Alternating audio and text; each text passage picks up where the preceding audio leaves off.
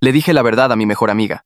Y en ese preciso instante, el universo me atropelló con un carro. Por fin le había dicho la verdad a mi mejor amiga, y el universo decidió que era el momento perfecto para que me atropellara un carro. Estaba mirando por la ventana el camión de mudanzas estacionado afuera del edificio de mi mejor amiga, Bea, cuando mi teléfono vibró con un mensaje suyo. Me voy hoy. ¿Todavía puedes detenerme? Dime que me quede. El pecho se me oprimió. ¿Cómo podía? Ella sabía que yo llevaba años enamorado de ella, pero cuando empezó a salir con mi amigo Nico, yo di un paso atrás, les di su espacio, intenté superarlo, y casi lo logro. Hasta anoche, cuando apareció en mi departamento llorando, diciéndome que estar con Nico le hizo darse cuenta de que no lo amaba en absoluto, que en realidad me amaba a mí y que había pensado en mí todo el tiempo. Pero cuando Bea me preguntó si quería darnos una oportunidad, me sentí traicionado. Como si fuera su plan B, su plato de segunda mesa. Así que le dije que ya no sentía eso por ella, y que necesitaba seguir adelante. Vi cómo moría la esperanza en sus ojos, justo ahí, en la puerta de mi casa. Y ahora se iba. Para siempre. Un nuevo comienzo, lejos de mí. La vi bajar cajas por las escaleras cuando nuestras miradas se cruzaron. Me miró fijamente un rato, esperando que la detuviera, que le dijera que se quedara. Justo como me pidió en los mensajes. Cuando me quedé en silencio, ella solo asintió. Se subió a su carro y empezó a alejarse. Pero en el segundo en que sus luces traseras desaparecieron en la esquina, me entró el pánico. Subí corriendo las escaleras y agarré mi teléfono. Me temblaban tanto las manos que apenas podía desbloquearlo. Le llamé a Nico. Sé que no quieres saber de mí, pero Bea se va. Y quería sentirme bien con esto, pero no puedo. Nico contestó de inmediato. Pues ve por ella. No puedo. Tú y ella eran. Mano, ella nunca estuvo enamorada de mí. Me interrumpió Nico. Todo el tiempo que estuvimos juntos, se le iluminaba la cara cada que le mandabas un mensaje. Podía estar yo a media frase contándole algo del trabajo. Y ella escuchaba. Pero en el momento en que tu nombre aparecía en la pantalla de su teléfono, toda su cara se suavizaba de una forma que nunca lo hizo conmigo. Suspiró. Sus palabras me golpearon duro. Pero salió contigo. Te eligió a ti, le rebatí, sintiendo que me volvía loco, solo porque no lo sabía. ¿Sabes? Antes de irse tuvimos una plática honesta. Y me dijo que sentía que había pasado 3 meses tratando de convencerse a sí misma de que me amaba, pero cada vez que pasaba algo bueno o malo, yo no era la persona a la que quería contárselo. Eras tú, lloró, diciendo que amar a la persona equivocada era el sentimiento más solitario del mundo. No podía respirar. Todo este tiempo pensé que ella lo había elegido a él sobre mí. Que yo la había amado mientras ella quería a otro, pero ella se había estado enamorando de mí todo este tiempo y ni siquiera se había dado cuenta hasta ahora, cuando ya era demasiado tarde. No regresó contigo porque yo no fuera suficiente, continuó Nico. Regresó porque por fin entendió lo que había estado sintiendo todos esos años. No eres su plan B, mano, eres la persona de la que ha estado enamorada, y sé que tú sigues enamorado de ella. Me puse de pie. Voy a ir por ella, anuncié antes de colgar. Agarré mis llaves y corrí hacia la puerta, marcando su número mientras bajaba las escaleras de 2 en 2. Me subí al carro y aceleré por la autopista, tratando de alcanzarla antes de su vuelo. No contestó. Intenté llamar de nuevo, lo mismo. En la tercera llamada, dejé todo mi corazón en el buzón de voz, esperando que tal vez le llegara. Bea, soy yo. No cuelgues, por favor, solo escucha. Estaba dolido. Pensé que era tu segunda opción, que te conformabas conmigo porque no funcionó con él. Ni siquiera te di la oportunidad de explicarte. Hice una pausa, cambiando de carril bruscamente mientras me acercaba a la salida. A solo 10 minutos de por fin poder abrazarla. Nico me dijo la verdad, continué. ¿Y sabes qué? Significas todo para mí. Y no creo que pueda pasar el resto de mi vida preguntándome qué pudimos haber sido. Así que, por favor, espérame, déjame encontrarte y decirte cuánto quiero estar contigo. Y cuánto te amo. Un tráiler enorme me golpeó de frente en un cruce. Mi carro dio 4 vueltas antes de estrellarse contra uno de los postes de luz. Estaba a 3 minutos del aeropuerto. Cuando abrí los ojos, todo era blanco. Una enfermera entró sonriendo, pero de repente abrió los ojos como platos. Dios mío, está despierto. Soltó antes de salir corriendo. 1 hora después, una mujer mayor entró al cuarto. Su sonrisa era suave y amigable, pero sus ojos estaban llenos de tristeza. Cuando se acercó, casi dejé de respirar. Era ella. Era Bea, pero ya no tenía 21 años. Su cabello tenía mechones plateados, líneas finas alrededor de sus ojos. Han pasado 15 años, susurró. ¿Es demasiado tarde?, le pregunté. Me miró a los ojos. Respiró hondo, con dificultad, y acercó una silla a mi cama. Su mano se extendió, lenta y cuidadosa, como si temiera que yo pudiera romperme si se movía demasiado rápido. Sus dedos se cerraron alrededor de los míos y se sintieron cálidos y reales, y nada parecidos al recuerdo al que me había aferrado, que se sentía como si hubiera sido ayer, pero que en realidad había sido hace 15 años. No es demasiado tarde para volver a conocernos, dijo en voz baja. Pero todo cambió. Ambos cambiamos. Tenemos que tomar esto muy despacio. Antes de que pudiera pensar qué responder, la puerta se abrió y entró un doctor con bata blanca, cargando una tableta. Se detuvo cuando vio que estaba despierto y hablando. Luego se movió al otro lado de mi cama. Se presentó, pero el nombre se me olvidó de inmediato porque empezó a explicarme lo que me pasó y no podía concentrarme en nada más. Trauma craneal severo por el accidente de carro, 15 años en coma. Mi cerebro se había estado curando a sí mismo todo este tiempo, construyendo nuevos caminos alrededor de las partes dañadas. Habló de fisioterapia y pruebas cognitivas y de reaprender cosas básicas como caminar y vestirme. Mi cuerpo había olvidado cómo hacer casi todo mientras estaba dormido. El camino por delante tomaría meses, quizás años. Él siguió hablando, pero dejé de oír las palabras porque el peso de todo eso me oprimió el pecho y me dificultó respirar. Bea apretó mi mano y la miré de nuevo. Esperó hasta que el doctor se fuera para hablar. Voy a estar aquí para apoyarte en esto, dijo. Pero necesito que entiendas algo. No soy la misma persona que te rogó que la detuvieras. Tengo una carrera ahora, responsabilidades, una vida entera que construí sin ti y que no puedo simplemente dejar. Su voz se quebró un poco en la última parte. Quiero ayudarte, pero también necesito cuidarme a mí misma. ¿Tiene sentido? Asentí. Aunque una parte de mí quería gritar que nada de esto tenía sentido, mi voz salió rasposa cuando por fin logré hablar. El buzón de voz. El que estaba dejando cuando me pegó el tráiler. ¿Lo oíste? Sacó su teléfono del bolsillo y lo sostuvo en alto. Lo guardé todos estos años, dijo. Pero escucharlo podría ser más difícil de lo que esperas en este momento.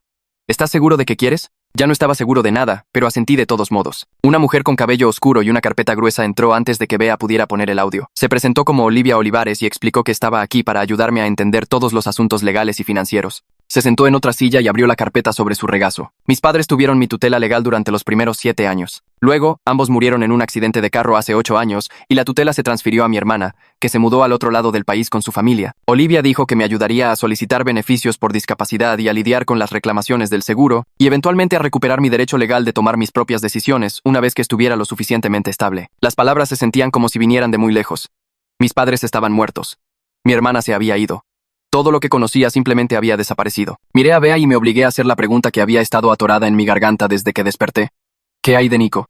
¿Siguen juntos? Ella negó con la cabeza y algo en su rostro se suavizó. Terminamos al año, dijo.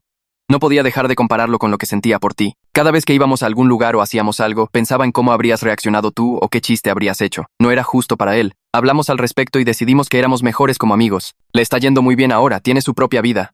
Probablemente querrá visitarte en cuanto te sientas listo. El alivio que sentí me hizo sentir mal y egoísta, pero no pude evitarlo. Las lágrimas llegaron antes de que pudiera detenerlas. Corrieron por mi cara y hasta mis oídos porque no podía levantar las manos para limpiarlas. Lo siento, dije. Y mi voz se rompió por completo. Siento mucho haberte rechazado en mi puerta esa noche. Por ser tan orgulloso y estar tan dolido como para simplemente escucharte. Por dejar que todo esto pasara porque fui estúpido y tuve miedo. Bea también empezó a llorar y se inclinó hacia adelante, su frente casi tocando el barandal de la cama. Te perdono, dijo. Te perdoné hace mucho tiempo. Pero el perdón no borra 15 años. No nos convierte en las mismas personas que éramos en ese entonces. No podemos simplemente retomar donde lo dejamos como si nada hubiera pasado. Tenía razón y yo lo sabía, pero eso no hacía que doliera menos. Un hombre entró más tarde esa tarde y se presentó como Memo Ramírez. Era mi fisioterapeuta y necesitaba hacerme una evaluación para ver qué podía hacer mi cuerpo todavía. Movió mis brazos y piernas con suavidad, probando cómo respondían mis músculos. Todo se sentía débil y extraño, como si mi cuerpo perteneciera a otra persona. Explicó que 15 años en cama significaba que mis músculos se habían atrofiado y mis huesos se habían debilitado. Mi cuerpo literalmente había olvidado cómo hacer casi todo. Me puso metas pequeñas. Levantar mis brazos 15 centímetros de la cama, flexionar los dedos de los pies, girar la cabeza hacia un lado. Cosas que antes eran automáticas ahora requerían toda mi concentración y fuerza. Dijo que tomaría meses de trabajo doloroso solo para poder sentarme solo. Quizás un año antes de poder caminar de nuevo. Los números se sentían imposibles. Esa noche, después de que todos se fueron, me quedé mirando el techo e intenté contar todo lo que me había perdido. 21 cumpleaños que se convirtieron en 36. Primavera, verano, otoño, invierno, una y otra vez, 15 veces sin mí. Mis padres envejeciendo y luego muriendo sin que yo estuviera allí. Mi hermana construyendo una familia que nunca había conocido. Amigos que siguieron adelante, se casaron, tuvieron hijos, vivieron vidas enteras mientras yo estaba congelado en esta cama. El dolor se sentía demasiado grande para mi cuerpo. Presionaba contra mis costillas y me oprimía el pecho. Y ya no podía llorar porque estaba demasiado cansado y demasiado vacío y demasiado asustado de lo que venía después. Bea regresó a la mañana siguiente cargando una caja de cartón. La puso en la silla y empezó a sacar cosas. Fotos de ella sentada junto a mi cama durante diferentes estaciones. Su cabello corto, luego largo, luego corto otra vez. Tarjetas que me había escrito en mis cumpleaños y en festividades. Un diario donde había escrito sobre sus visitas y lo que estaba pasando en su vida. Miré las fotos lentamente, viendo versiones de ella que nunca llegué a conocer. Ella a los 25 con un nuevo corte de pelo. Ella a los 30, viéndose cansada pero más fuerte de alguna manera. Ella a los 35 con esos mechones plateados en el cabello que noté cuando entró por primera vez. Ella había estado aquí todo el tiempo, viviendo y cambiando y envejeciendo mientras yo permanecía congelado a los 21. La caja era la prueba de que nunca me olvidó, incluso cuando quizás debería haberlo hecho. Bea volvió a guardar las fotos en la caja y se sentó junto a mi cama de nuevo. Se veía cansada de una manera que iba más allá de la simple falta de sueño. Quería preguntarle sobre los 15 años, pero no sabía por dónde empezar. Pareció leerme la mente porque respiró hondo y empezó a hablar. Me dijo que se mudó a Querétaro unos 6 meses después del accidente. Aceptó una oportunidad de trabajo que la alejó de todo lo que le recordaba a mí. Conoció a alguien en el trabajo, un tipo que era amable y estable y la hacía sentir menos sola. Salieron durante un año y se casaron en una pequeña ceremonia solo con unos pocos amigos. Sin gran boda, nada lujoso. Dijo que se sintió bien en ese momento, como si finalmente estuviera avanzando en lugar de estar atorada en el pasado, pero a los 3 años, ambos despertaron un día y se dieron cuenta de que se habían precipitado en todo porque estaban tratando de arreglar algo roto dentro de ellos mismos. El divorcio fue tranquilo y triste, pero no con enojo. No hubo hijos, de lo cual dijo estar agradecida ahora porque habría complicado mucho más las cosas. Me miró cuando terminó y pude ver que estaba esperando que yo reaccionara. No sabía qué decir. Parte de mí se sintió aliviada de que ya no estuviera con él, lo que me hizo sentir como una persona horrible. La otra parte simplemente se sintió triste de que ella hubiera vivido toda esta vida, tomado estas enormes decisiones, construido y perdido un matrimonio, todo mientras yo yacía aquí, congelado en el tiempo. Antes de que pudiera decidir qué decir, alguien tocó a la puerta. Olivia entró cargando otra carpeta y miró entre Bea y yo como si estuviera interrumpiendo algo importante. Bea se puso de pie y dijo que volvería mañana. Me dio un rápido apretón en la mano y se fue. Olivia acercó la silla y abrió su carpeta. Era el día 4 desde que desperté y necesitaba repasar el cronograma realista de mi recuperación. Extendió papeles sobre la mesa junto a mi cama y empezó a explicar. Necesitaría al menos 3 meses de rehabilitación intensiva internado antes de que alguien pudiera siquiera discutir la transición a cuidados ambulatorios. Lo dijo lentamente, asegurándose de que entendiera. Esto no iba a ser una recuperación rápida. No podía simplemente trabajar duro por unas pocas semanas e irme a casa. Mi cuerpo había estado en cama durante 15 años y eso significaba que mis músculos, huesos, órganos, todo había cambiado. Necesitaba que entendiera que mis expectativas tenían que coincidir con la realidad médica o terminaría frustrado y rindiéndome. Asentí, pero por dentro estaba entrando en pánico. 3 meses como mínimo solo para llegar a la siguiente etapa. ¿Cuánto tiempo hasta que pudiera caminar? ¿Vivir solo? ¿Tener algún tipo de vida normal? Olivia debe haberlo visto en mi cara porque dijo que lo tomaríamos un día a la vez y celebraríamos las pequeñas victorias. Se fue después de hacerme firmar algunos formularios sobre el traslado a rehabilitación. Esa noche no pude dormir. Seguía pensando en el matrimonio y divorcio de Bea, en los 3 meses de rehabilitación, en cuánto tiempo ya se había perdido y cuánto más se escaparía. Cuando Bea regresó a la mañana siguiente, me había armado de valor para preguntarle algo que me había estado quemando en el pecho desde que entró por primera vez. Le pregunté si podíamos intentar estar juntos ahora. Mi corazón se aceleró y sentí las manos sudorosas contra las sábanas del hospital. Ella cerró los ojos y vi su rostro pasar por unas 10 emociones diferentes en 5 segundos. Cuando los abrió de nuevo, se veía triste y honesta. Dijo que aún no sabía lo que quería. Dijo que en este momento mi único trabajo era concentrarme en fortalecerme y aprender a vivir en este nuevo mundo. Todo lo demás podía esperar. Sentí que algo se rompía dentro de mí cuando dijo eso. Había despertado después de 15 años y ella fue la primera persona que vi, y pensé que tal vez eso significaba algo. Pero tenía razón. Estaba postrado en una cama de hospital, incapaz siquiera de sentarme solo. ¿Qué tipo de relación podríamos tener así? Le espeté antes de poder detenerme. Le dije que ella era la razón por la que estaba aquí, en primer lugar. Que choqué porque la estaba persiguiendo al aeropuerto. Porque estaba dejando ese buzón de voz diciéndole que la amaba. Las palabras salieron afiladas y crueles y me odié a mí mismo en el segundo en que salieron de mi boca. Bea se puso de pie y agarró su bolso. Su rostro se puso pálido y pude ver que empezaban a asomarse lágrimas. Me disculpé de inmediato, desesperadamente. Dije que no lo decía en serio, que estaba asustado y confundido y me estaba desquitando con ella. Se detuvo en la puerta y se dio la vuelta. Dijo que podíamos seguir hablando, pero necesitábamos hacerlo sin poner etiquetas o presión sobre lo que fuera que había entre nosotros. Dijo que volvería mañana, pero que necesitaba entender que culparla por mis decisiones no era justo para ninguno de los dos. Se fue y pasé el resto del día sintiéndome como basura. Pasó una semana con visitas cortas y cuidadosas de Bea. Hablamos de cosas seguras como el clima y qué programas eran populares ahora y cuánto había cambiado la tecnología. Se sentía falso y distante, pero no sabía cómo arreglarlo después de lo que había dicho. Entonces, una tarde, ella entró y sugirió algo que hizo que se me revolviera el estómago. Dijo que tal vez deberíamos escuchar el buzón de voz juntos. Solo los primeros 30 segundos. Pensó que podría ayudarnos a ambos a entender lo que pasó ese día, en lugar de dejarlo entre nosotros como esta enorme cosa tácita. Acepté, aunque estaba aterrado. Sacó su teléfono y se sentó justo al lado de mi cama. Presionó play y escuché mi propia voz, más joven y llena de pánico. Me escuché decir su nombre. Escuché la desesperación y el amor en mi tono. Era como escuchar a un extraño y a mí mismo al mismo tiempo. Llegamos a los 30 segundos y lo detuvo. Ambos teníamos lágrimas corriendo por la cara. Ninguno de los dos pudo hablar por un rato. Finalmente, dije que tal vez deberíamos esperar antes de escuchar el resto. Ella asintió y guardó su teléfono.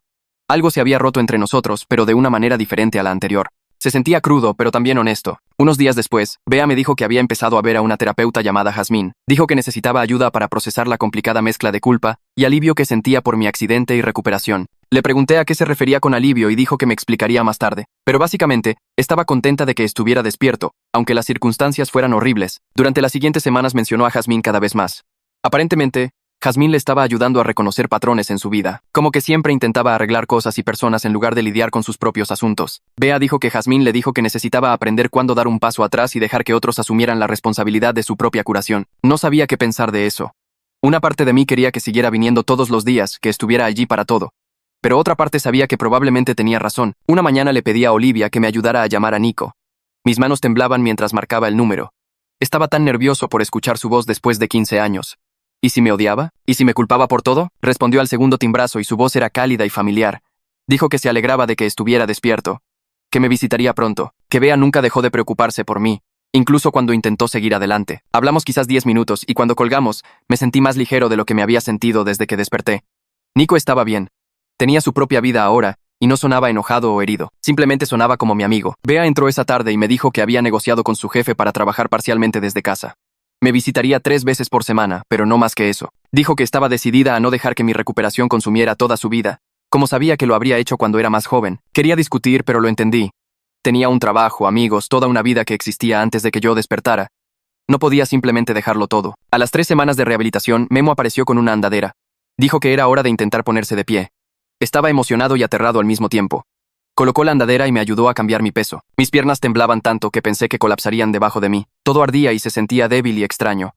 Pero me mantuve erguido durante casi 1 minuto completo antes de que Memo me ayudara a sentarme de nuevo. Todos en la sala de rehabilitación aplaudieron.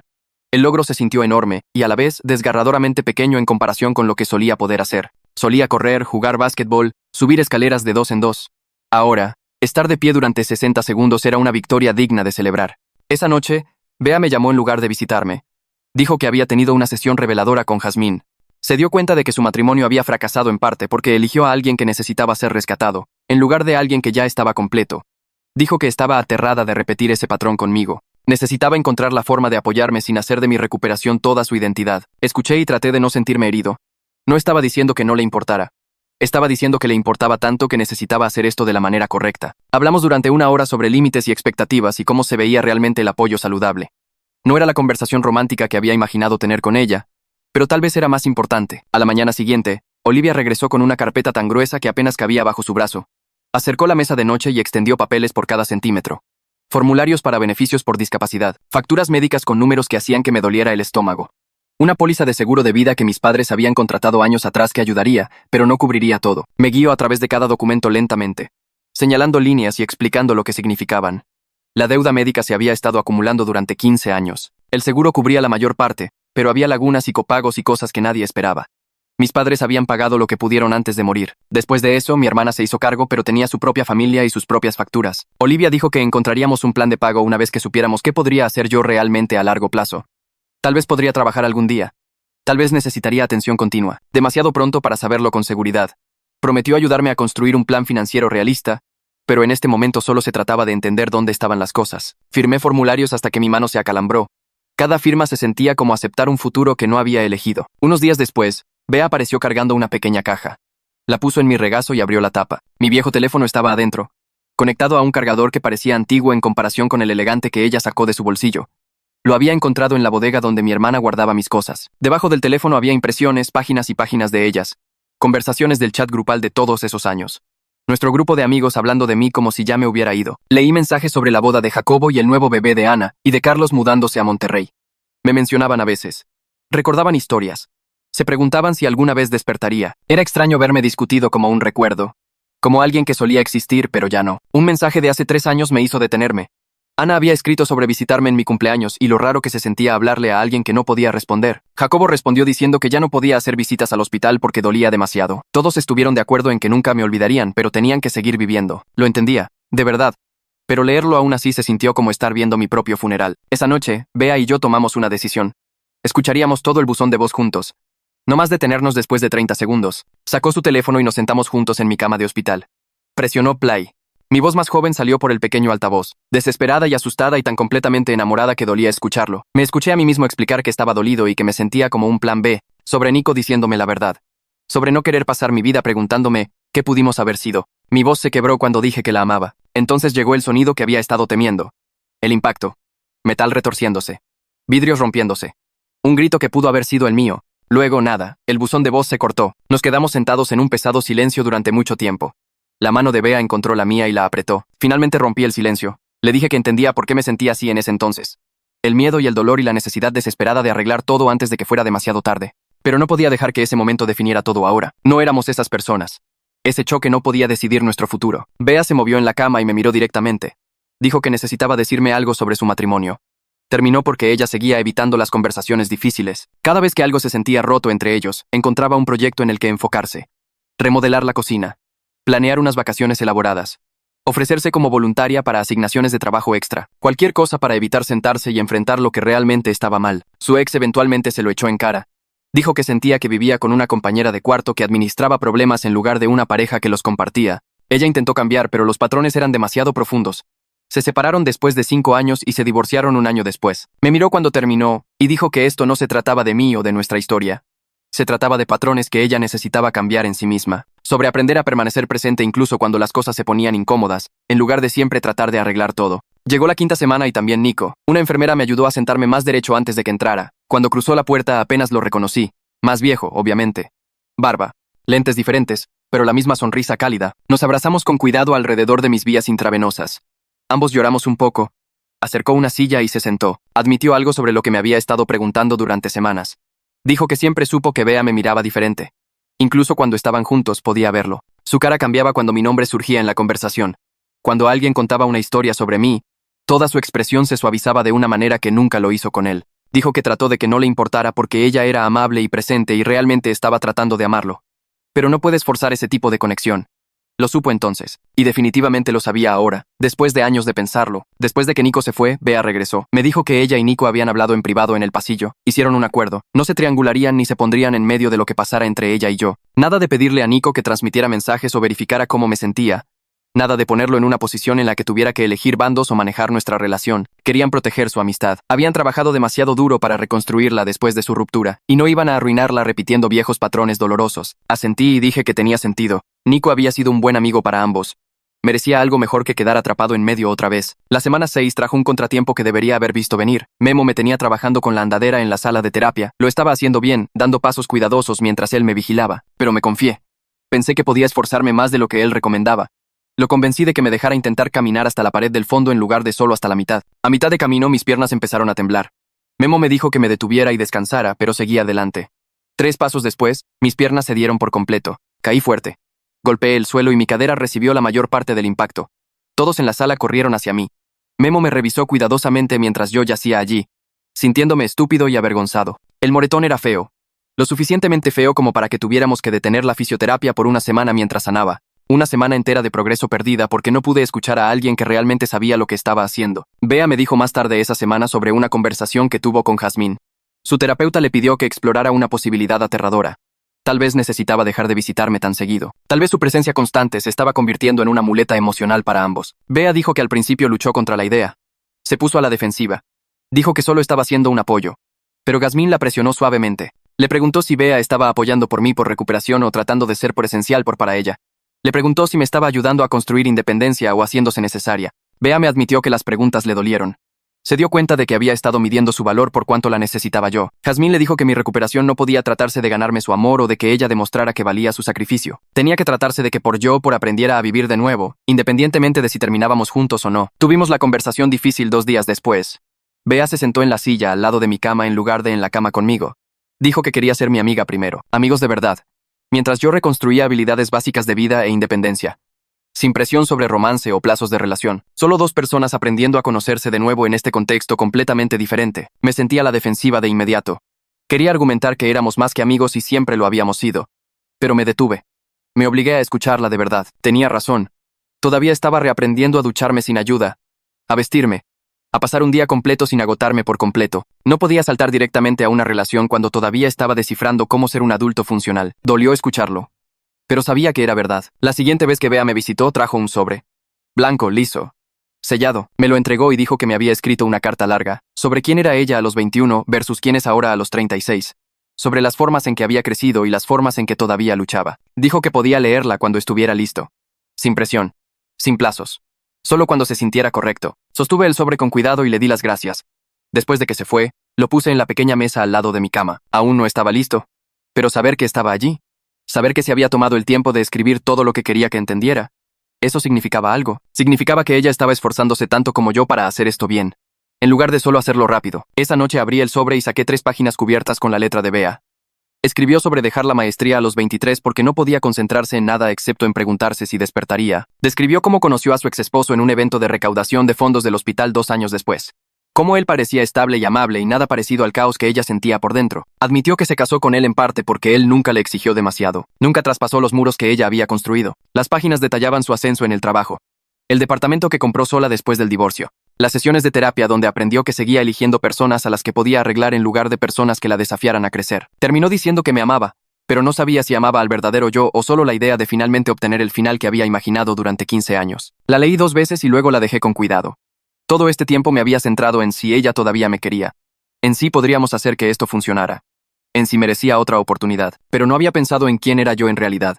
Más allá de ser alguien que amaba a Bea, el accidente me robó la oportunidad de construir una carrera, de descubrir qué me importaba, de convertirme en una persona completa con intereses y metas, y una vida que significara algo. Me quedé en la cama mirando el techo y me di cuenta de que no tenía idea de qué tipo de persona quería ser ahora. Bea apareció 2 días después en lugar del día siguiente, como de costumbre.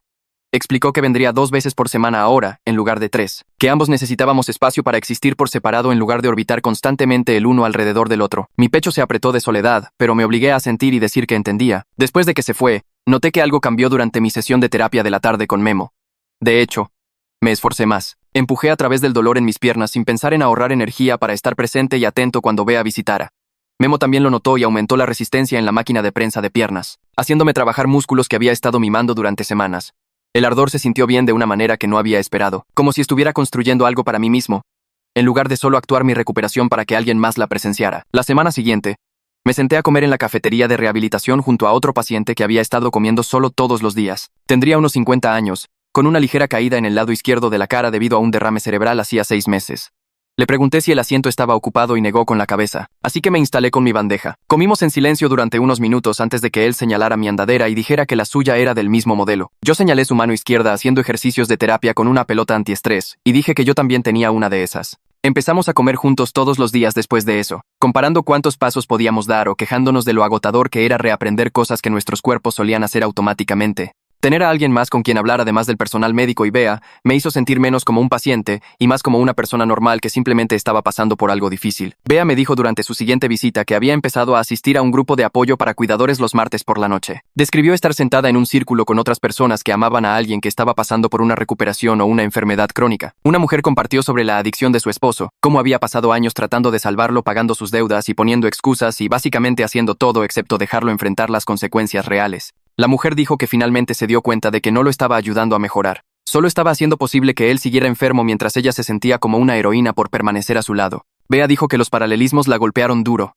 Había estado midiendo su valor por cuánto la necesitaba yo, haciéndose necesaria para mi recuperación en lugar de ayudarme a construir una independencia real. La mujer del grupo dijo que lo más difícil fue dar un paso atrás y confiar en que la persona que amas puede sobrevivir sin que la estés rescatando constantemente. Hannah Macías apareció la semana siguiente con una carpeta de cuero llena de formularios y una energía tranquila que me hizo sentir que tal vez todo este lío legal era realmente manejable. Explicó que restaurar mi capacidad para tomar mis propias decisiones médicas y financieras significaba demostrarle a un juez que entendía mi situación y podía abogar por mí mismo. Pasamos 2 horas revisando papeles mientras ella me hacía preguntas sobre mi plan de tratamiento, mi situación de vivienda, lo que quería para mi futuro. Firmé formularios y puse mis iniciales en páginas y sentí que algo poderoso cambiaba dentro de mí. Durante meses, otras personas habían estado tomando decisiones sobre mi cuerpo y mi vida porque legalmente no se me consideraba capaz. Ahora estaba recuperando ese poder, aunque el sistema se sentía diseñado para personas que tenían a alguien que los guiara en cada paso confuso. Hannah prometió presentar todo al final de la semana y dijo que tendríamos una fecha de audiencia dentro de un mes. Bea se sentó en el suelo de su apartamento esa misma noche,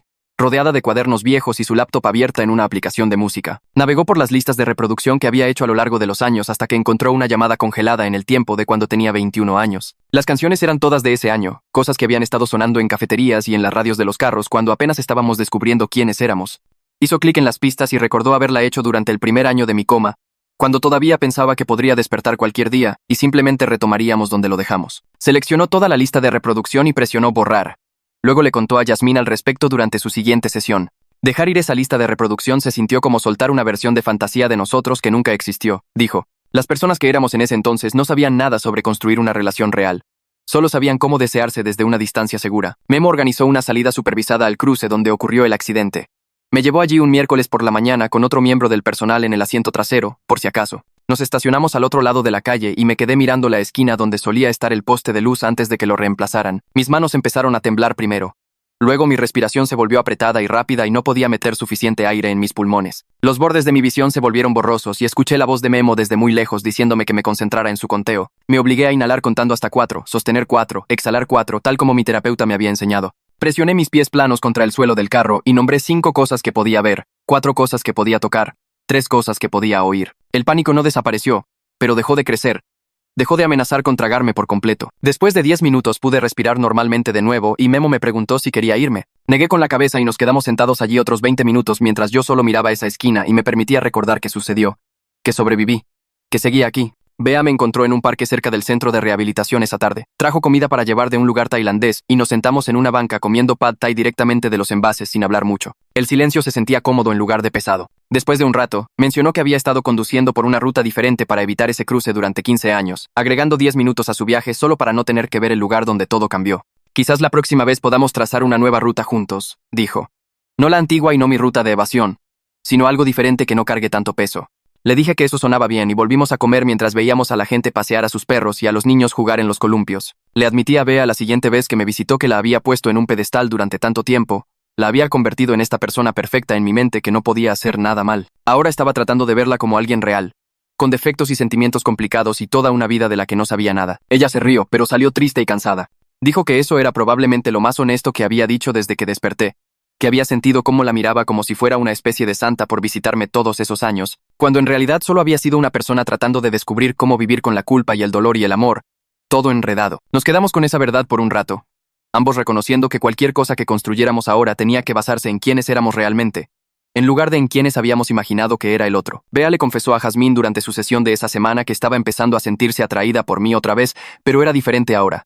Menos desesperada y frenética, más estable y centrada. Lo describió como querer conocerme mejor en lugar de necesitar salvarme o ser salvada por mí. Jazmín le preguntó si eso la asustaba, y Bea admitió que sí, porque ya no confiaba en su propio juicio sobre las relaciones. Cada vez que había sentido algo fuerte por alguien, había estado envuelto en tratar de arreglarlos o evitar sus propios problemas. Pero tampoco podía negar que algo real estaba creciendo entre nosotros. Algo que se sentía menos como la fantasía a la que se había aferrado y más como dos personas reales aprendiendo a verse claramente por primera vez. Llamé a la oficina de Jazmín a la mañana siguiente y pregunté si podía reservar una sesión individual antes de nuestra próxima reunión conjunta con Bea. La recepcionista me programó para 2 días después. Cuando llegué, Jazmín se sentó frente a mí con su bloc de notas y me preguntó en qué quería trabajar. Le dije que necesitaba ayuda para descubrir cómo hablar con Bea sobre seguir adelante sin hacerla sentir responsable de mi felicidad o como si la estuviera presionando a algo para lo que no estaba lista. Jazmín asintió y sacó una hoja de papel en blanco. Me hizo escribir exactamente lo que quería decir. Luego lo revisamos línea por línea, eliminando cualquier cosa que sonara como si le estuviera pidiendo a Bea que me arreglara o me salvara. Practicamos diferentes escenarios donde Bea podría responder con vacilación o incertidumbre. Y Jazmín me entrenó sobre cómo escuchar sin ponerme a la defensiva o tratar de convencerla de que sintiera algo diferente. Al final de la hora, tenía un guión que se sentía honesto pero no desesperado. Claro pero no exigente. Jazmín me recordó que, decidiera lo que decidiera Bea, yo necesitaba estar trabajando en construir mi propia vida, separada de ella. Me fui sintiéndome nervioso, pero más preparado de lo que me había sentido para cualquier cosa desde que desperté. La sesión conjunta tuvo lugar 3 días después en la oficina de Jazmín. Bea se sentó en un extremo del sofá y yo en el otro, ambos tensos y cuidadosos. Jazmín nos pidió que habláramos sobre cómo se vería salir en citas si decidíamos intentarlo. Yo fui primero, usando el guión que había practicado, explicando que quería que fuéramos despacio, con revisiones regulares sobre cómo nos sentíamos ambos. Dije que no podía prometer nada sobre el futuro todavía, y que necesitaba seguir en terapia individual para seguir trabajando en mí mismo. Bea pareció sorprendida pero aliviada. Añadió que ella necesitaba las mismas cosas, además de que ambos fuéramos honestos si surgían dudas o preocupaciones. Jazmín escribió todo en una pizarra y pasamos los siguientes 40 minutos delineando límites y expectativas específicas. Se sintió extrañamente formal, como si estuviéramos negociando un contrato de negocios en lugar de hablar de nuestros sentimientos. Pero también se sintió más seguro que solo esperar que descubriéramos todo sobre la marcha. Cuando la sesión terminó, teníamos un marco claro que se sentía manejable en lugar de abrumador. Llegó la semana 13 de fisioterapia y Memo me hizo intentar caminar sin la andadera. La había estado usando cada vez menos durante los últimos días, pero esta era la primera vez que quería que fuera completamente sin apoyo. Se paró lo suficientemente cerca como para atraparme si me caía y me dijo que lo tomara con calma. Di un paso, luego otro. Mis piernas temblando con el esfuerzo de sostener todo mi peso. 3 pasos. 4 pasos. 5 pasos. Todo el personal de rehabilitación se había reunido para mirar. Y cuando llegué a 6 pasos antes de necesitar parar, todos empezaron a aplaudir y a vitorear. Memo sonrió y me dio una palmada en el hombro. Era una pequeña victoria comparada con lo que la mayoría de la gente podía hacer sin pensar, pero significaba que estaba más cerca de poder vivir solo. Eso se sentía más importante que cualquier resultado romántico. Podía cuidarme solo. Podía construir una vida que funcionara incluso si Bea y yo no funcionábamos. Bea me mandó un mensaje la tarde siguiente preguntando si quería visitar un pequeño museo de arte con ella, como amigos, sin presión ni expectativas adjuntas. Dije que sí, y nos encontramos allí el sábado por la mañana. El museo era tranquilo y pequeño, solo 3 salas de pinturas y esculturas. Caminamos lentamente por las exhibiciones, deteniéndonos a mirar piezas que llamaban nuestra atención. Bea señaló detalles en una pintura de paisaje que yo nunca habría notado. La hice reír comparando una escultura abstracta con una forma de pasta extraña. Pasamos casi 2 horas allí solo hablando de lo que veíamos, compartiendo opiniones, discrepando sobre qué piezas nos gustaban más. Era la primera vez que simplemente disfrutábamos de la compañía del otro sin que el peso de nuestra historia aplastara todo. Sin discusiones sobre el accidente o el coma o lo que significábamos el uno para el otro. Solo 2 personas mirando a Archie y Y hablando de cosas normales. A mitad de la segunda sala, el museo comenzó a llenarse con un grupo turístico. De repente, había 30 personas aglomeradas alrededor de las pinturas, hablando en voz alta, acercándose mucho. El ruido y los cuerpos me rodearon y mi pecho se apretó. Sentí que mi respiración se aceleraba y mi visión comenzó a volverse borrosa en los bordes. El pánico creció en mi pecho como algo vivo tratando de salir. Murmuré una excusa a Bea sobre necesitar el baño y caminé tan firmemente como pude hacia la salida. En el baño, me encerré en un cubículo y me obligué a usar las herramientas de afrontamiento que mi terapeuta me había enseñado. Inhalar contando hasta 4, sostener 4. Exhalar 4. Presioné mis pies planos contra el suelo y nombré 5 cosas que podía ver, 4 cosas que podía tocar, 3 cosas que podía oír. El pánico no desapareció, pero dejó de crecer. Después de 10 minutos podía respirar normalmente de nuevo. Me lavé la cara y volví a buscar a Bea. Parecía preocupada pero no hizo preguntas. Terminamos de ver la última sala y luego nos fuimos. Afuera del museo, Bea me preguntó si estaba bien. Le conté sobre el ataque de pánico y cómo había logrado calmarme. Escuchó sin tratar de arreglarlo o mejorarlo, solo reconociendo que había sucedido. Luego dijo algo que hizo que se me revolviera el estómago. Me dijo claramente que no podía prometerme un futuro que aún no podía ver. Necesitaba saber que yo estaría bien incluso si decidíamos que éramos mejores como amigos. Cada parte de mí quería discutir, convencerla de que pertenecíamos juntos, que había esperado 15 años por esto. Pero me obligué a detenerme y solo decir que entendía. Le dije que estaba trabajando en construir una vida que no estuviera centrada enteramente en ella. Dolió decirlo, pero también era verdad. Bea sintió y caminamos de regreso al estacionamiento en silencio. Esa semana me inscribí en un curso en línea sobre marketing digital. La tecnología había cambiado tanto desde la última vez que trabajé que apenas reconocía la mitad de los términos que usaban. Las primeras lecciones fueron difíciles de enfocar porque mi cerebro todavía se cansaba fácilmente y la información se sentía abrumadora. Pero tener una meta más allá de la fisioterapia me dio algo por lo que trabajar. Tomé notas y volví a ver videos cuando no entendía algo.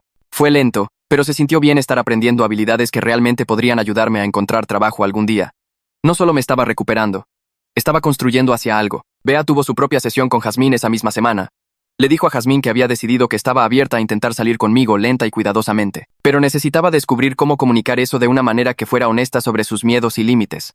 No quería precipitarse como lo había hecho con su exesposo, haciendo promesas que no podía cumplir, pero tampoco quería alejarme por completo cuando algo real estaba creciendo entre nosotros. Jazmín la ayudó a practicar diferentes formas de decirlo, hasta que Bea se sintió segura de que podía sacar las palabras sin darme falsas esperanzas ni cerrar todo. Hicieron juegos de rol de escenarios donde yo podría reaccionar con demasiado entusiasmo o demasiada decepción, y Jazmín la entrenó para mantenerse firme en lo que realmente sabía que podía ofrecer. Cuando Bea y yo nos vimos para tomar un café al día siguiente, saqué el tema de un plan de citas estructurado antes de que ella pudiera decir algo. Sugerí revisiones semanales sobre cómo nos sentíamos ambos, sin etiquetas ni expectativas durante 3 meses, y ambos manteniéndonos responsables de nuestro trabajo de crecimiento individual. Todo el rostro de Bea se relajó.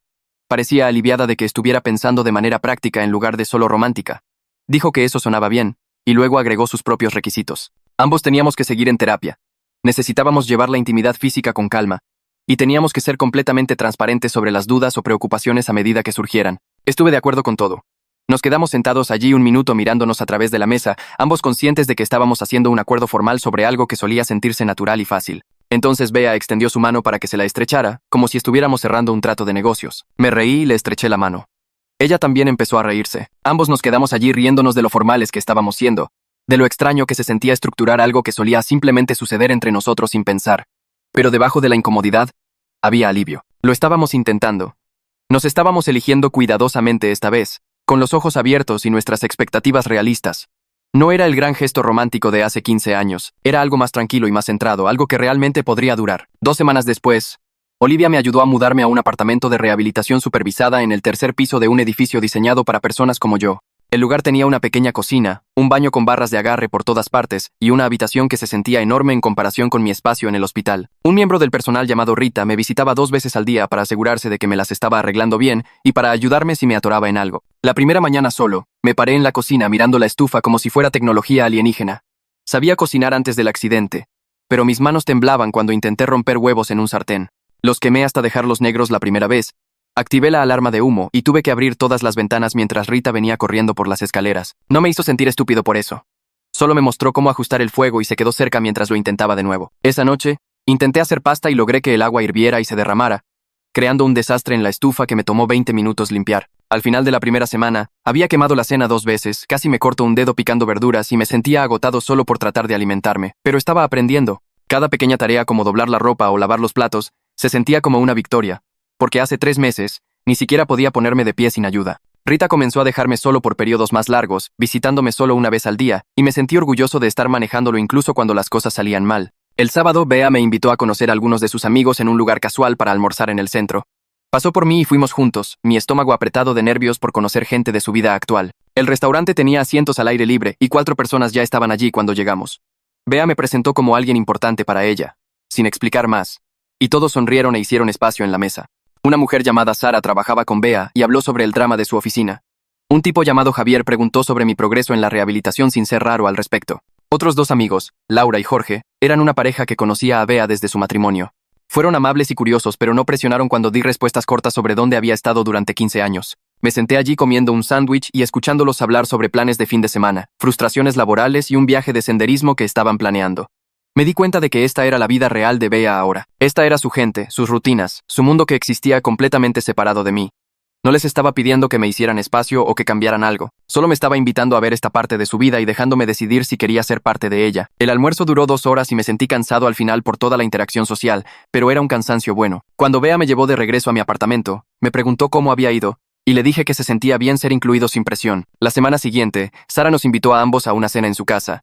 Era casual, solo 8 personas en total, y ayudé a Bea a llevar un platillo que había preparado para compartir. Estábamos sentados en la sala de Sara hablando cuando sonó el timbre y Sara abrió. Un hombre alto, de unos 40 años, estaba allí sosteniendo una caja, y lo reconocí de las fotos que Bea me había mostrado, su ex esposo. Le entregó la caja a Sara, explicando que había encontrado algunas de sus cosas en su garaje de cuando todos habían sido compañeros de cuarto años atrás. Todos se quedaron callados e incómodos por un segundo. Bea se puso de pie y dijo hola, e intercambiaron un breve abrazo que pareció rígido pero no hostil. Él me miró, y Bea nos presentó sin explicar quién era yo. Nos dimos la mano. Se quedó quizás 5 minutos charlando sobre su nuevo trabajo antes de irse. Después de que se fue, la tensión en la habitación se disipó y la conversación comenzó a fluir de nuevo. Más tarde esa noche, cuando Bea me llevó a casa, sacó el tema sin que yo preguntara. Dijo que verlo ahora se sentía diferente de lo que había esperado. No había dolor ni ira ni preguntas de qué hubiera pasado si. Ambos habían seguido adelante por completo y habían construido vidas separadas, y eso se sintió como un verdadero cierre. Parecía más ligera después de decirlo, como si hubiera estado cargando un peso que no sabía que estaba allí hasta que desapareció. Unos días después, Bea y yo estábamos sentados en el sofá de mi apartamento tomando té cuando ella se quedó callada. Miró su taza durante un rato antes de hablar. Admitió que había repetido la escena de mí rechazándola en la puerta de mi apartamento miles de veces a lo largo de los años. En su versión yo había dicho que sí cuando pidió una oportunidad. Y habíamos resuelto todo juntos en lugar de perder 15 años. Se preguntaba constantemente qué habría pasado si yo hubiera manejado mi dolor de manera diferente. Si ella se hubiera explicado mejor. Si alguno de los dos hubiera sido más valiente. Escuché sin interrumpir, mi pecho doliendo por el dolor en su voz. Cuando terminó, le dije que yo había hecho lo mismo. Había pasado incontables horas en el hospital repitiendo ese momento, deseando poder regresar y elegir de manera diferente. Pero éramos unos niños entonces, le dije. No sabíamos cómo manejar situaciones imposibles o comunicarnos cuando estábamos heridos. Estábamos haciendo lo mejor que podíamos con lo que entendíamos en ese momento. Bea asintió y se secó los ojos. Nos quedamos sentados allí un rato en silencio. Y algo pesado que había estado entre nosotros finalmente se levantó. No podíamos cambiar el pasado, pero tal vez podíamos perdonarnos a nosotros mismos por no saber más en ese entonces. Esa noche, después de que Bea se fue, abrí mi laptop y empecé a escribir. Escribí toda la historia desde el principio, comenzando con ver su camión de mudanzas desde mi ventana, la llamada telefónica con Nico, el viaje al aeropuerto, el choque, despertar 15 años después, todo lo que había sucedido desde entonces. Me tomó 3 horas y mis manos se acalambraron de tanto teclear, pero necesitaba plasmarlo todo. Cuando terminé, lo leí una vez y luego se lo envié a Nico en un correo electrónico. Le pedí sus pensamientos honestos, no sobre Bea y yo específicamente, sino sobre cómo estaba manejando todo. Quería saber si pensaba que estaba abordando esto de la manera correcta, o si me estaba perdiendo algo obvio. Le di a enviar, antes de poder pensarlo demasiado, y luego me fui a la cama. A la mañana siguiente, Nico había respondido con un mensaje largo. Dijo que estaba orgulloso de cómo estaba manejando todo, que no podía ser fácil despertar en un mundo completamente diferente y tener que reconstruir desde cero. Me dijo que estaba feliz con su propia vida ahora, tenía un buen trabajo y una novia con la que iba en serio, y quería el mismo tipo de satisfacción para mí y para Bea. Dijo que merecíamos descubrir lo que queríamos sin culpa ni presión del pasado. Su calidez y apoyo hicieron que se me hiciera un nudo en la garganta. Guardé el correo electrónico para leerlo de nuevo más tarde. Cuando Bea vino esa tarde, le mostré lo que le había enviado a Nico y su respuesta.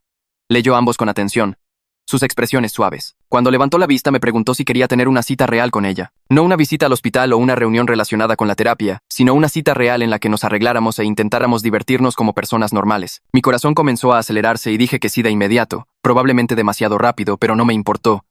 Ella sonrió y dijo que había planeado algo para el fin de semana. Los siguientes días pasaron lentamente, mientras intentaba no obsesionarme con qué ponerme o de qué hablaríamos.